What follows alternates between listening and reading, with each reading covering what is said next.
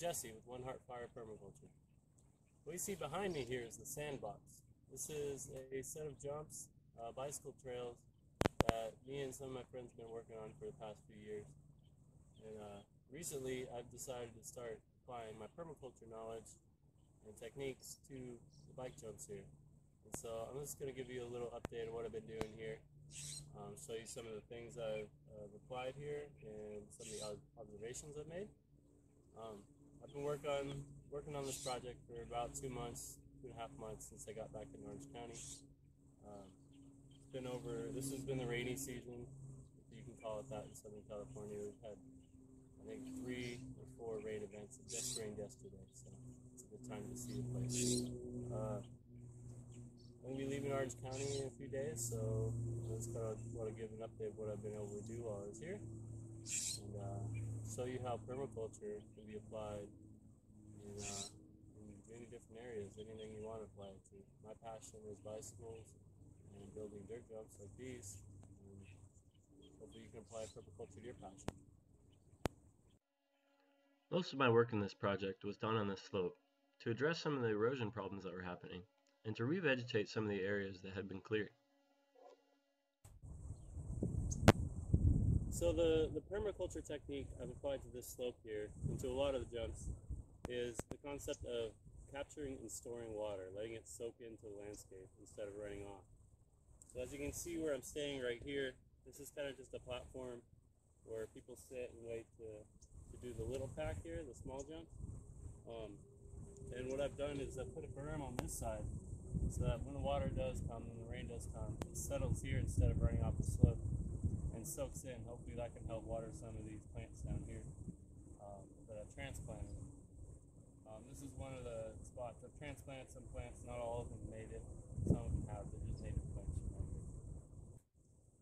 So at the midpoint in this slope here, I've put in this sort of terrace / swale level right here.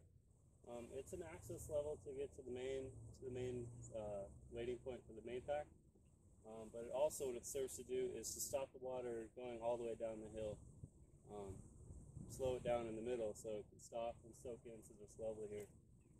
As you can see, there's a little bit of mud right here. The water that's come down from those stairs is settled right here and soaked in. One of the paths for the jumps comes through, and there is a pipe underneath this that lets the water flow through into this section of the swale. And this is all leveled out using an A-frame, so that the water will sit here and soak instead of moving and carrying energy, which causes erosion. So if it does overflow, I've had it overflow off of that side into some bushes instead of running straight down bare dirt. So that should help deal with some of the erosion that might be caused by that. This here is the main feature in the slope remediation. This platform up here, it used to slope outwards towards the slope. And so all the water that fell on this platform and above it would flow down the slope, causing these deep gullies and ruts that weren't very safe to ride down. So I've done the same thing as I did in the middle, kind of a terraced / swale with a berm on the outside. So the water does come down here, soaks in, and provides water for the vegetation that I've transplanted and planted up here. These bushes here, these are transplants from elsewhere where we were digging out a new path. These ones did pretty well because I planted them right before a rain event. So they got some good watering, their roots got established.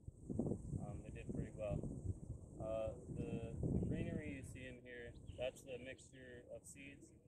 Most of it's radish seeds. They seem to germinate really easily. The rest is a nitrogen-fixing ground cover mix. Some vetch, some clovers, lupins, things like that. I have mulched it with a little bit of the mulch from the slope under the eucalyptus trees over there. Eucalyptus is slightly out of the pathic, but I'm hoping that after the mulch is composted a little bit, a lot of those oils are taken out. It doesn't seem to be affecting the plant so far, so it's kind of an experiment, but this little section worked out pretty well. As for this slope here, it has the potential to catch a whole lot of water in a big rain event, and so when that does happen, I want to be able to control where that water overflows. I don't know if you can see it, but right here is the lowest point in the whole berm, the whole swale. And so this is where the water will come off of this if it does fill up. And again, that goes into some bushes, not onto bare dirt. Those will help slow down that water and prevent more erosion. So this right here is the main platform where people wait to roll into the main line here. And it's the same concept here as the other terraces. Level platform here, ringed by a berm that's higher than the platform. So the water that falls in stays and soaks in. This point right here is the lowest point in the berm, so the water will flow off of there if it does fill up. And that'll go into this other infiltration pit level right here, where I planted a jacaranda tree. We had some money for some trees donated by Troy Lee Design, so very much thankful for that. So I put this tree here, so eventually in a couple years, it gets big enough, we'll have some shade up here while we wait for the jump. Make it a little bit cooler. It'll also provide some mulch when it drops its leaves, and provides for some soil building up here. Get a little bit more soil up here on the slope. Help with revegetation.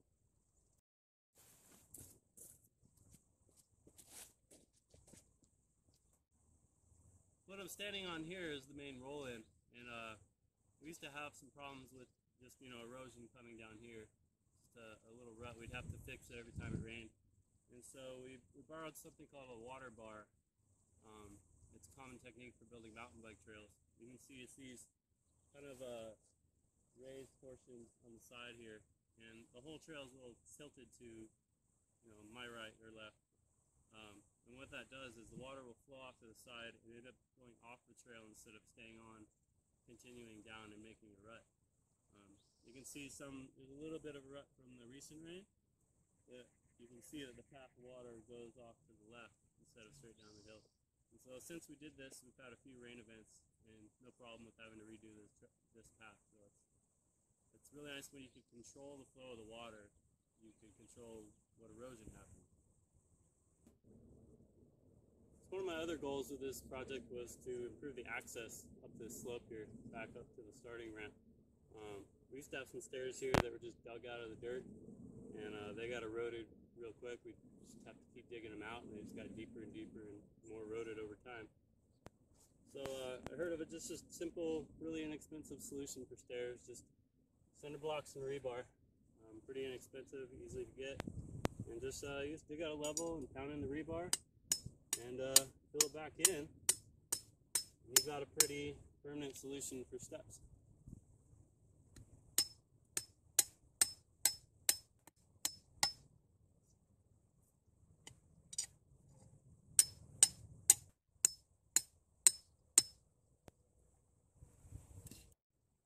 One other way I've tried to improve access here is to just kind of widen and smooth out some of the paths that developed. For riders to return back up to the top if they don't make it all the way through, or just if they want to get up there. Just kind of smoothing out the paths. Some of them are created just naturally from people walking through, but I kind of want to direct the flow a little bit, so I could close off some of the less used paths, revegetate that area, and kind of create a corridor for people to come back. Also just like cleaning up a little bit of the sides, getting some of the sticks and stuff out of the way, and cleaning up some of this dead material that's along some of these paths, just to improve the aesthetics of the place. I'm going to leave a lot of this stuff in here because I did observe that the birds like to use it as perches. It provides kind of cover for them, and I want to encourage the birds to be here and try to improve this place for wildlife as well as humans and bicycle riders. So a big part of what I've tried to do here at the jumps is direct where the water is flowing and deal with some of the maintenance issues that we have to face when it rains. As you can see, the shape of the jumps naturally collects water in the bottom of the pits. You can see this pit to my right here has mud in it, and so normally we'd have to go through and scrape that out, smooth it out, wait for it to dry before the jumps are rideable again.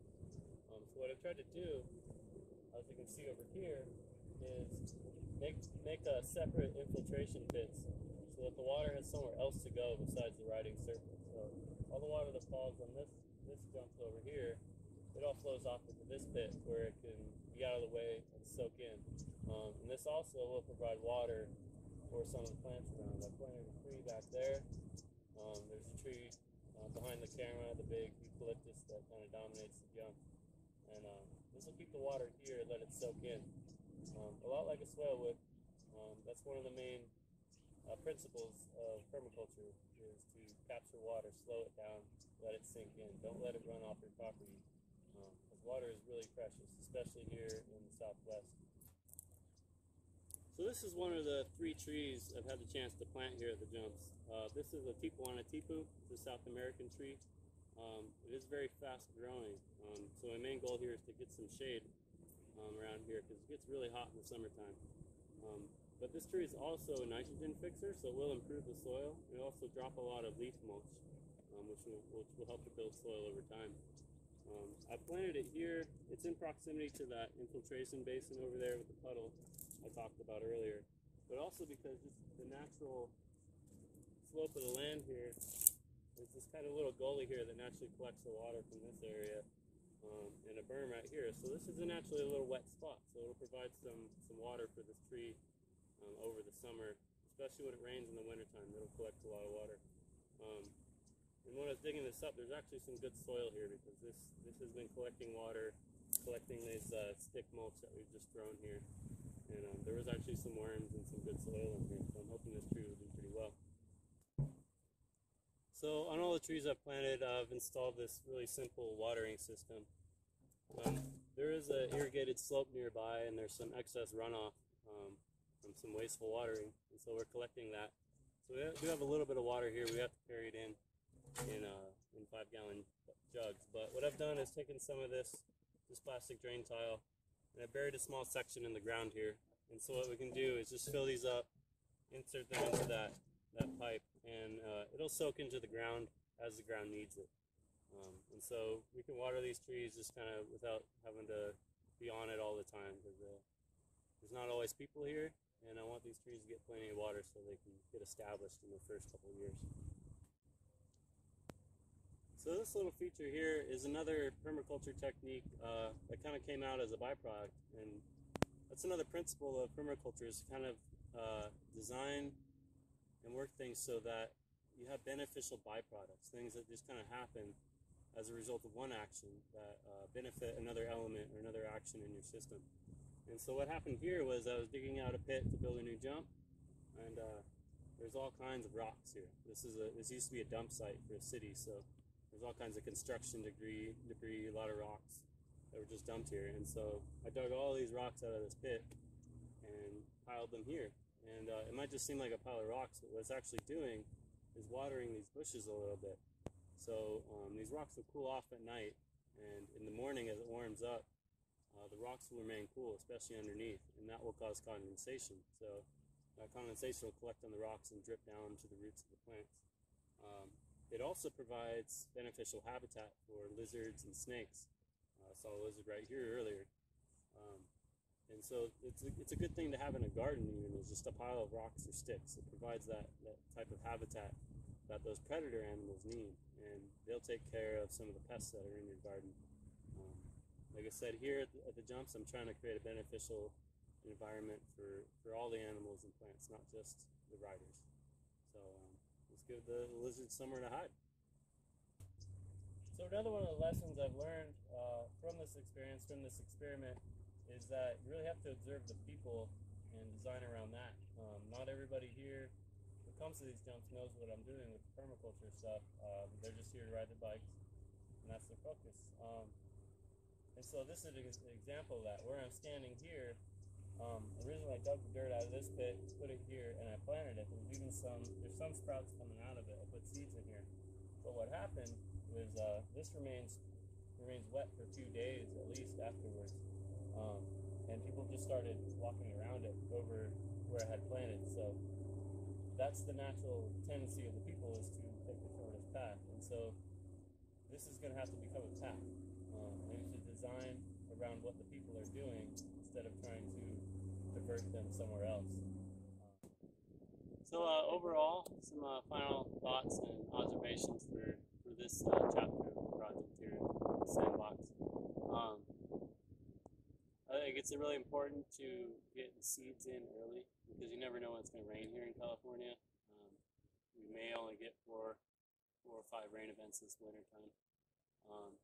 And so in the areas that I did plant early, put some seed down, those seeds did germinate. In the areas I waited, they didn't quite germinate yet. So maybe they'll come up next year. Maybe I'll just have to get some more seeds in there next time.